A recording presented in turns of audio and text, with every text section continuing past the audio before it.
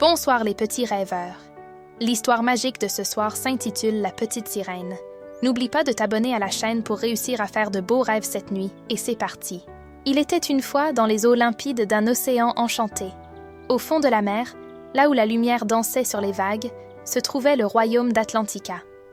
Ce royaume sous-marin brillait de 1000 couleurs, des récifs coralliens roses et jaunes, des poissons multicolores qui nageaient en harmonie, et des méduses lumineuses qui flottaient doucement dans le courant. Dans ce paradis vivait Ariel, une sirène à la beauté exceptionnelle. Ses longs cheveux rouges flottaient comme des flammes dans l'eau, et sa queue brillante d'un vert émeraude scintillait sous les rayons du soleil. Mais Ariel n'était pas une sirène comme les autres. « Pourquoi dois-je rester ici, alors qu'il y a tant de choses à découvrir là-haut ?» se disait-elle souvent. La collection secrète d'Ariel adorait explorer les épaves de bateaux. Avec Polochon, son fidèle ami poisson, elle ramenait des objets humains mystérieux. Dans une grotte cachée, elle entreposait ses trouvailles, des chandeliers dorés, des livres aux pages déchirées, et même une étrange boîte qu'elle appelait « truc à trésor ». Un jour, elle trouva une fourchette, et, tout excitée, demanda à Polochon « Regarde, Polochon, peut-être que les humains l'utilisent pour se coiffer !» Polochon, toujours prudent, lui répondit avec une petite voix tremblante « Tu es sûr qu'on ne devrait pas rentrer ?» Et si un requin nous trouvait? Mais rien ne pouvait arrêter Ariel lorsqu'elle était curieuse. La tempête et le sauvetage héroïque.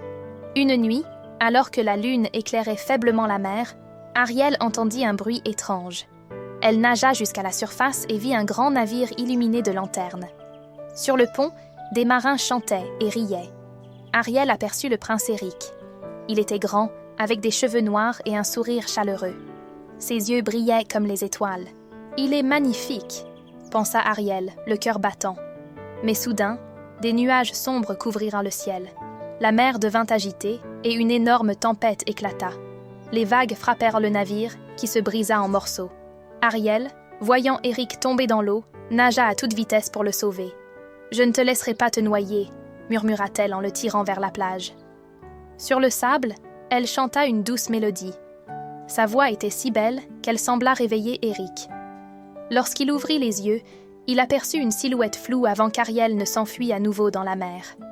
De retour chez elle, Ariel ne pouvait s'empêcher de penser à Eric. Elle rêvait de marcher à ses côtés, de voir son monde, de toucher les fleurs dont elle avait entendu parler. Mais son père, le roi Triton, était furieux lorsqu'il découvrit sa collection d'objets humains. « Les humains sont dangereux, Ariel. Tu ne comprends pas !» gronda-t-il en détruisant tous ses trésors avec son trident. Ariel pleura dans un coin de sa grotte. Son cœur était brisé, et elle se sentait seule et incomprise. Alors qu'elle errait dans des eaux sombres, Ariel rencontra Ursula, la sorcière des mers. Cette dernière, énorme et effrayante, lui proposa un marché. « Donne-moi ta voix, et je te donnerai des jambes. Tu pourras vivre parmi les humains. Mais attention, si Eric ne t'embrasse pas avant 3 jours, tu redeviendras une sirène, et tu m'appartiendras à jamais. » Ariel, malgré ses craintes, accepta. Ursula lui vola sa voix dans une bulle magique et récita un puissant sortilège. Les écailles de sa queue disparurent, remplacées par de longues jambes humaines. Ariel, muette, nagea vers la surface, excitée mais effrayée. Sur la plage, Ariel essaya de se lever mais ses jambes flageolaient. Eric, qui passait par là, la trouva. Intrigué par cette mystérieuse jeune fille muette, il l'emmena au château. Pour Ariel, tout était nouveau et merveilleux. Les tapis moelleux sous ses pieds, les oiseaux qui gazouillaient dans le jardin et les plats délicieux qu'elle goûtait pour la première fois.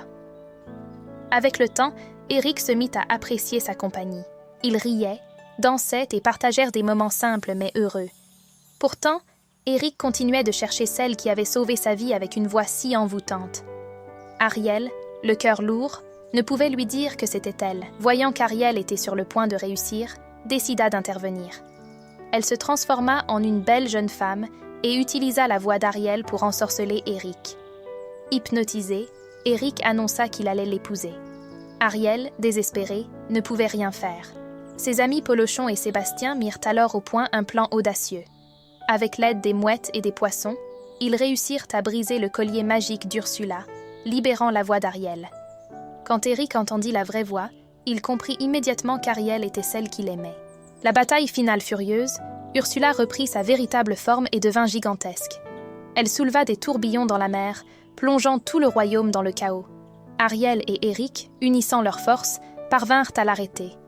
Avec son bateau, Eric infligea un coup fatal à la sorcière, libérant le royaume de son emprise maléfique. Un amour éternel. Reconnaissant l'amour sincère de sa fille, le roi Triton utilisa sa magie pour donner à Ariel des jambes humaines pour toujours. Ariel courut vers Eric, et ils s'embrassèrent sous un magnifique coucher de soleil. Leur mariage fut une célébration inoubliable. Les dauphins sautaient joyeusement, les oiseaux chantaient, et tout le monde dansa sous les étoiles. Ariel vécut heureuse auprès d'Eric, sans jamais oublier la beauté et l'amour de son monde sous-marin.